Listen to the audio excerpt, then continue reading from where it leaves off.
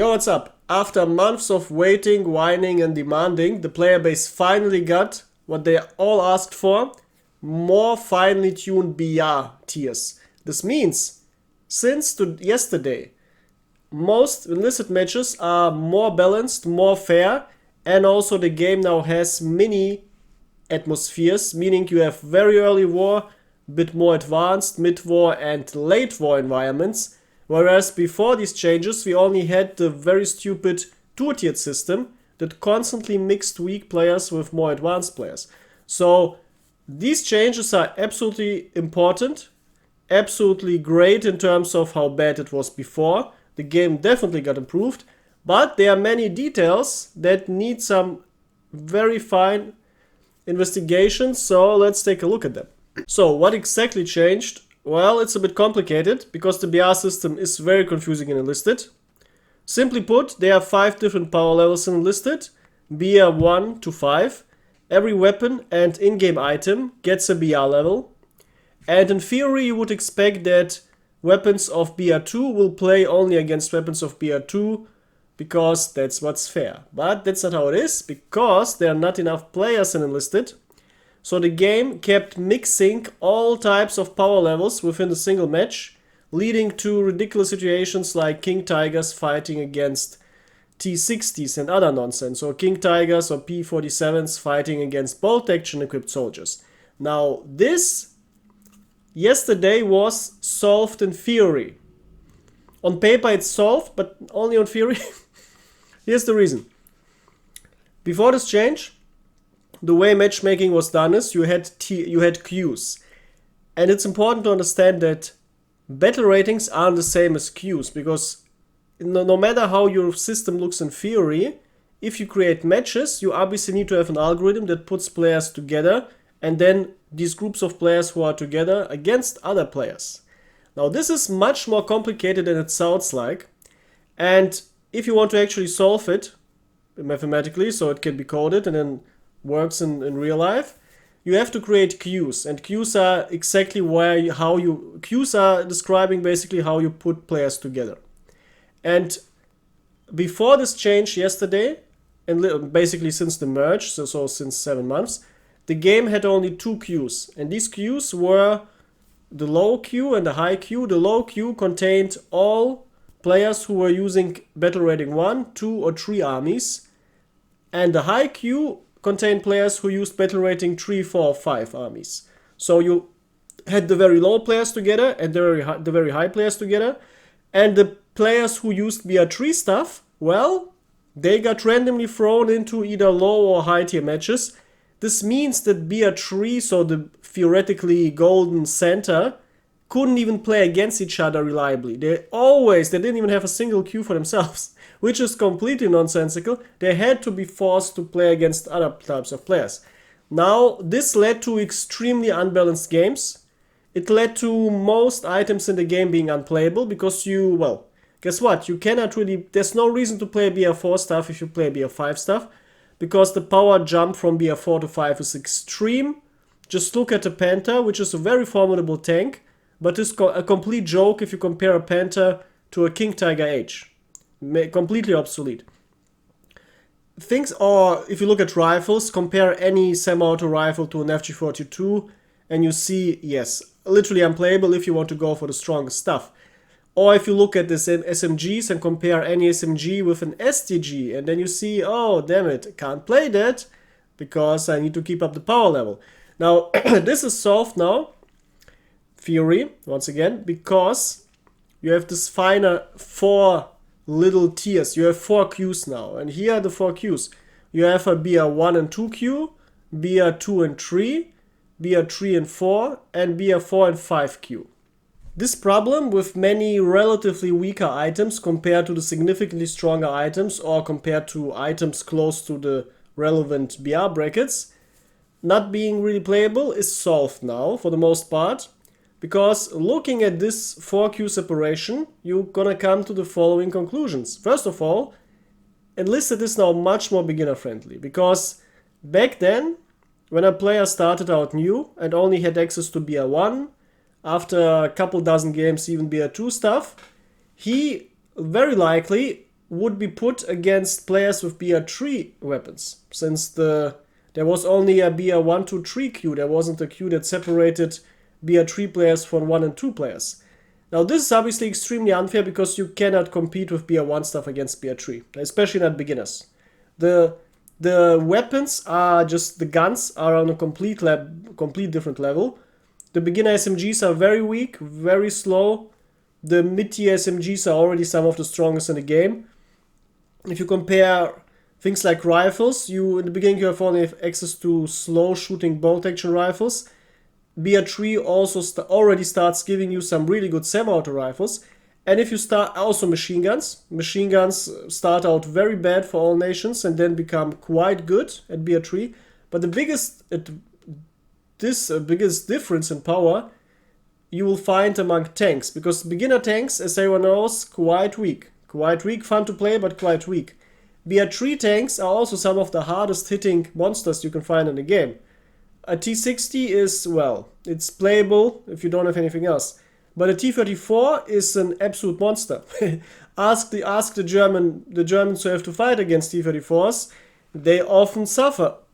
And as expected, because T34 is extremely strong. Now, if you have to fight with your beginner items against T34s or any type of BR3 stuff, you will suffer immensely, and this was an utter problem. And this wasn't addressed at all for the last 7 months, but now it's solved because you have BR1-2 separation as their own queue. Now, keep in mind, this 4-tiered separation is a soft rule. This means this 4-tier separation is only applied if enough players are queuing at a given moment. If not enough players are queuing, you still have the old stupid 2-tiered system in place. So what this means, we're going to address in the end of the video. First, we're going to keep analyzing these little separations because they actually create some really nice advantages. And once again, the biggest advantage of them being that absolutely new players, which are the most important player class because the game needs to grow, new players will have it much easier and much more fair now because they are finally freed from BR3 pollution. Also, playing pure BR1 armies makes a lot of sense now because here's the problem. Many people want to, at least a significant amount of people, want to experience historically accurate battles, or I'm quite sure every player felt it at one moment in time. You just want to experience low power battles because high power gets very boring. If you constantly play high power, if you constantly play full auto spam and strongest tanks, strongest planes, it gets quite boring and annoying after a while. But if you instead just play a pure BR1 army with slow firing bolties, with very slow firing SMGs, with horrendously bad machine guns, which you will actually be forced to use like classical machine guns, meaning interwar machine gun tactics. So not running around and spraying, but actually sitting or finding a good position and mounting the machine gun and then starting to fire. This is actually really fun, and this also feels like a real World War II environment. And you couldn't experience that. You couldn't expect that to work out because you always got trashed by BR3 stuff. But now you can actually do it because if you build a pure BR1 army, chances are high you will get into a game with maximum BR2 enemies or possibly even a complete BR1 lobby. Because Q1 and 2 means not always it's mandatory that both tiers are mixed. No, if you have enough BR1 players, now you can just play only with and against BR1 players, which is cool. So yeah, this is going to create a little really cool atmosphere that even not necessarily is only World War II. It even has World War II vibe, World War I vibes. Because pure bolties, very primitive SMGs, very primitive machine guns, that absolutely sounds like World War I. And some of the planes in BR1 are also either straight from World War I or very close to their power level. So yeah, this is like BR1 can become a very popular meta now, where you just try to be straight pure BR1 and then just go for the primitive things. Now here's a little secret what makes BR1 especially good. Since all the weapons are so much weaker in power level, guess what becomes relatively much stronger? Exactly. First of all, being strategic, because if the power level of weapons is weaker, you're not forced to constantly go for full spraying and rushing enemies, but you actually have more time and more impact of flanking or doing maneuvering or changing your areas where you're operating and so on. So this is cool. Also, engineer structures become much more effective because even under the old system, with BR 1 to 3 together, machine guns on low BR were really good. Because you couldn't get a single machine gun that was as good as the, for example, MG34 you can build in an MG34 nest with the engineer. Now this becomes even better on BR, pure BR1 now. Also grenades become better. And yeah, stuff like anti-tank guns also become better, obviously. So yeah, this is going to be really cool. Pure BR1 armies, very much welcome. Now, for BR2 players, well, they're also much safer now. Because it will be less common for them to be facing BR3s. Reason for that is that you will, well, in the beginning, as long as the player base still is quite small and the player base growth is small, you won't face as many BR1 players, since I expect most people to try out BR3 now. It will actually be more likely in the coming weeks to be playing against BR2 and 3, if you're on BR2, than against BR1. But in the future, if Darkflow gets their shit together and starts properly functioning like a professional company, and the player base starts growing because new people are gonna start flooding into Enlisted, then you can expect as a BR2 player to play much more often against BR1 players. And this will be also cool because both BRs are quite similar in power. The one thing that most people in Enlisted don't understand, and it's very annoying, is that BR1s aren't... The power level of the BRs are not proportional. This means the power jump from 1 to 2 isn't the same as the power jump from 2 to 3. Now the brackets with the biggest power jumps are 2 to 3. This is a big jump. And 4 to 5. Meaning the jump from 1 to 2 isn't that big. And the jump from 3 to 4 isn't that big either. But the jumps from 2 to 3 is very high. And the jump from 4 to 5 is extremely high, because everything that is like the strongest in the game automatically gets thrown into BR5. Even though some of these items may require a BR6 power level, but there's no BR6, so everything is stuck into BR5, and this means that there's some insanely strong stuff there, making it not reasonable to mix BR4 and 5. Like I advocated since the last 7 months, to just have 3 queues, BR1, 2, BR3, 4, and BR5. And this would be the way easier to implement, way superior system. But apparently, here's the problem. Darkflow claimed for many months that there are not enough players to put in more BRs. Now, many reasonable voices in the community said, I also constantly kept saying that this is a fallacy.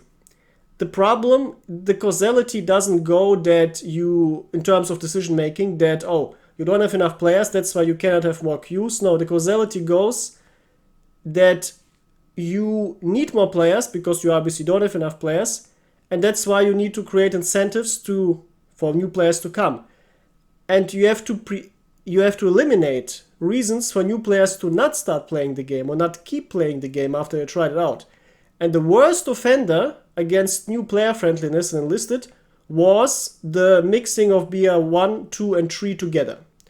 You cannot mix BR3 together with 1 because, as I said, the power jump is extremely high.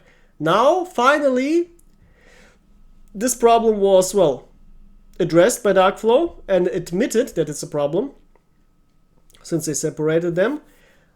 And, well, yes, but not by understanding how to actually make good decisions, but by being forced, because the player base kept dropping hard.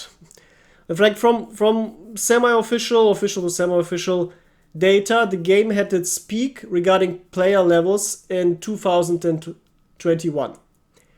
Yes, 3 years ago. No, yeah, guess what that means? That means a steady decline from then to today. It's just bad. It's just bad. The game needs to grow and things need to be fucked up. But yeah, so this is a big problem, but this problem at least was solved. The game is much more new player friendly now. And these details, understanding the BR power jumps, is absolutely crucial. And as I see, Darkflow didn't understand this. If they had, they would have separated BR1 and 2 from the beginning and just thrown in BR3 for 5 together. Because there's absolutely no reason to have them play together. Going back to the BR fine-tuning, if you want to build a pure BR2 army, it doesn't really matter that much which guns you're playing. Even if you get up-tiered against BR3, the gunfighting is still quite fair. The only thing that's not fair is if the enemies have very strong tanks. So this is the only thing you have to keep in mind to make sure you're gonna have always fun and good engaging battles, balanced battles as a BR2 against BR3 up-tierer. You need to have a way to kill the stronger tanks. And the easiest way to do it is to have a plane with heavy bombs, meaning 200 or 250 kilogram bombs. Smaller bombs can also kill tanks. You can, like my best was so far killing a King Tiger Age with 100 kilogram bombs from a BR1 plane.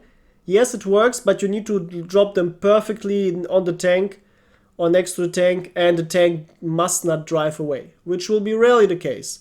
But a heavy bomb, like 200, 250 kilogram, it can afford to explode 1-2 meters next to the tank and still killing it. So yeah, make sure you either have a really good plane or make sure you have a tank that's a tank destroyer.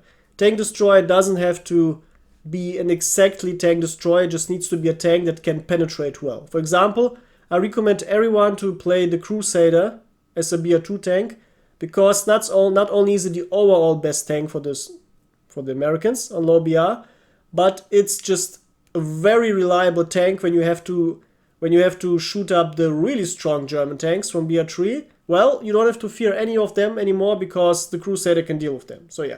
Now, something similar is true for BR4.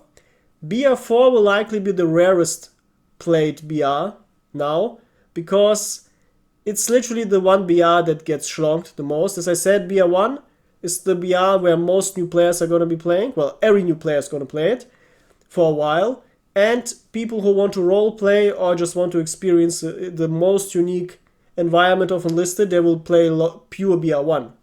Now BR2 is where the really fun stuff starts and where also many historically accurate things are kept away. So this will be also played. Also, every new player eventually reaches BR2. Now BR3 is in a game that constantly keeps getting new players, still a BR that many players will reach after a couple of weeks playing. And it's also exactly the one BR that you need to play if you want to have access to basically all common World War II weapons. If you want to play the common German army, all you need is a K98K, MP40 or MP38, an MG34, and a Panzer III or a Panzer IV.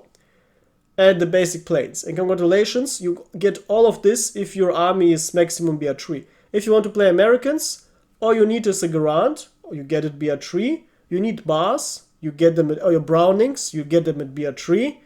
You need M1 carbines possibly, you also get it at BR1 or 2, or I guess BR2. And you need the famous Mustang, the P51D, well, you also get it at BR3. So you see, all of this you get at BR3, which is cool. And the biggest reason to play BR3 now, and the biggest reason why you will encounter it very often in the next coming weeks, is that many players have been waiting for, as I said, more than half of a year to finally be able to enjoy BR3. And now is exactly the time. I even started converting all of my armies 2 weeks ago to BR3, and now I'm playing half of BR3. Only army I'm not playing BR3 are the Americans, but only because I have to try out the new T20 rifle. After that, I'm gonna go straight to BR3 with everything. Also, I'm gonna release a guide for you for BR3, as well as with all the other BRs I haven't explained yet. So yeah, BR3, and yes, this is going to be really fun. People are going to love it, so you can expect BR3 to be one of the most common ones. BR5 will also be quite common, obviously not among new players, but among older players, and especially even if you really love low-powered battles, there's nothing better than to experience the contrast between low power and maximum power. So the best way to enjoy Enlisted is to constantly jump between low and high power, or low, mid, and high power back and forth. So high BR, so max BR, BR5 will also be quite common. Also, if you want to play Berlin, you well, yeah, you can play Berlin and BR3, 4, and 5, but well, Berlin feels the best if you play it with STGs and King Tigers and so on. So BR5 will be common, but BR4 is the one child that's left out in the big family because, as I already explained, it's in a very tough spot. It's in a very tough spot due to the power jump from BR4 and 5. So if you're playing BR4, you rarely will be thrown into games with a pure BR4 army, like 10 versus 10 BR4s. You will basically always be mixed with other players. If these players are mostly BR3, it's fine and also mostly fair. But if these players are mostly BR5 players, well, then you're gonna have a bad position. But here's the good news. Since BR3 will be much more often played than BR5, I strongly expect, you also get a much higher chance to be thrown into games with more BR3 players. So what you can expect as a BR4 player is that you will be basically always in mixed games, but these mixed games contain possibly 1 or 2 BR5 players, and the rest will be mostly BR3 players with some rare BR4 players. Now these games are also quite fair. Here's the thing, you don't really have to fear single overpowered items like King Tigers or P47s if they only show up occasionally. Meaning, if only 1 or 2 of the enemy players have these, it's not a problem. Because, well, if you're playing well, if you watch my advice videos where I explain how to deal with everything in the game, you know if there's a King Tiger, here's how you blow it up. It's only problematic if there's always a King Tiger. But there will be only always a King Tiger if the enemies have 5 or 4 BR5 players. If there's only 1 or 2, it's no problem. Yeah, so this system actually, in this regard, is better than it looks like, because you don't need very hard strict separations. If it's only 1 or 2 players who got down tiered 1 BR, it's quite fine. And of course, if you're playing a pure BR5 army, well, then you don't have to fear anything. I mean, you already have the strongest stuff, and you already can pick whatever you want. Now, obviously, you don't want to mix too hard. For example, you don't want to mix King Tigers with bolt actions, because, well, then you don't want to be in the situation where your strongest item gets blown up and then you're left with BR1 stuff. Yeah, so you want to have an overall high power level. This sounds obvious, but for new players it's not, because new players oftentimes fall into the trap of buying one BR5 premium squad, which on the first look makes the most sense, because why pay for BR1 stuff that you're unlocking just now if you can buy BR4 stuff that you will unlock in only 6 months? The problem is, then you have a BR5 army now, and after your BR5 squad got swiped, you're left with BR1 power level and a BR5 match. So yeah, this is the issue, but it's also not that bad as long as you keep an overall power level of BR4. It doesn't matter that much what you're exactly playing in a high BR match. So yeah, this is also going to be quite cool. So summed up, this new system is much better than expected. Because if you actually look at the details, I couldn't believe it myself, because when I saw the system proposed, I was about to leave my home and I could only return in 3 hours, and I thought, alright. My first thought was, oh damn, they messed it up again because they did some stupid chain, like the 4Q split. As I said, I would have preferred the 3Q split. And I posted it in the video. Problem is, whenever you disagree with things Darkflow does on public forums, it usually gets flagged, because there are lots of soy-mouthing soy boys in the forums who only dick suck whatever is done by Darkflow. So yeah, if you say the truth, you get instantly flagged. But after I returned, I noticed, wait, actually thinking about this new system, it actually works out better than expected, even with the small player base in this it has right now. But once the player base starts growing, this will be even much better. This will be much better because this system works quite perfectly good it actually works perfectly fine if the player base is large. Because if the player base is large enough, you're gonna have more pure matches. Pure plus minus BR matches. By the way, Enlisted actually has a perfect matchmaking system, and it's the Shinies matchmaking system. Yes, the Shinies actually managed to do something better instead of copying it and making it worse, because there exists a Shinies Enlisted version, and this Shinies Enlisted version has actually more players than the rest of the world.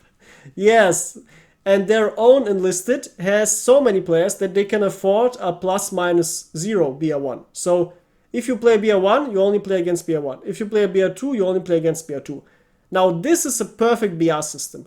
Now obviously you can only have it if a game has enough players. So guess what? This is the goal now, to make the game grow, so we're actually gonna have more players. So how will the future of Enlisted look? Well, simple. I see 2 problems and 2 good things. We start with the problems, so we get them out of the way. First of all, that the game obviously needs to maximize new player friendliness. This is how you make games grow. But there's still issues that are preventing new players to actually pick up the game or enjoy the game and not leave the game. And the most important problem is map picking. You cannot choose the maps you're playing. First problem, and related to that is that there are soft map picking systems or algorithms, because depending on which BR you're playing, you will obviously get that or that map. I have a picture, I have a sheet posted where you can see which map you're gonna get for which BR in the comments below, also on my Instagram account and also on Twitter, so you can just instantly check it up wherever you are. And yep, the related problem is that these maps just don't make that much sense in some cases, and these cases, they are very annoying. So guess what? New players don't want to play Stalingrad when they just started unlocking their low tier stuff. Also, maximum tier players don't want to play Stalingrad. Actually, almost no one wants to play Stalingrad because it's very annoying and very boring, and Stalingrad has basically the worst maps in the whole game. So well, let's call them 2 maps, because it's literally just 2 maps. So this is one of the problems, and this just has to be changed. And the next problem is bad monetization. Now, as you can see from the quarterly posted sheets and stock reports from big companies, big gaming companies, if you look at the amount of money that's being made by customization, it's insane. For most companies, it's a high two-digit amount. Like most games make more money with customization than with the actual game itself, with actual functional game features. Because people love customization. People love especially good customization. The second problem being customization is one I addressed already a couple of times after the merge, but it has to be brought up every other month because it's something that bothers many players, especially players who want to put in more money into the game, but they literally can't because the game fucks up customization on every single front. First of all, if you want to buy uniforms, you oftentimes have mismatching parts. Oftentimes you can't buy a proper helmet or a proper pants to a certain jacket. Now this is completely stupid. Then customization for vehicles is oftentimes bugged. Then the fact that you have to buy customization for every single theater or campaign or area of the war. You cannot just buy one customization and use it everywhere. This is stupid and annoying and also very confusing for new players. And the worst offender of them all being censorship. Now, you cannot have censorship and historical accuracy. You can only have one. And the fact that a historical game, a military game, doesn't even have basic rank insignias is just, it's just embarrassing. So this needs to be changed ASAP, and then people will actually start putting in more money. I definitely won't pay any money for customization if my uniforms look like fucking child uniforms. Like, come on. This is not a children's show. It's a allegedly historically accurate game. And the last big advantage is, well, we have 2 advantages. First of all, with these BR brackets, we finally have distinct atmospheres on every single BR tier. Now this increases the replayability of the game significantly. And this is a good thing because people can enjoy the game much longer now than before. And also, premium content got an increase in value because now more premium squads are viable, because now you can have different premium squads that before the update were too weak are now playable finally. So yeah, not everything is bad, something's actually good, and overall the game got improved significantly. So let me know what you think, and enjoy your games, because I'm definitely going to enjoy some games right now because I can't wait to play BR3. Until next time, goodbye.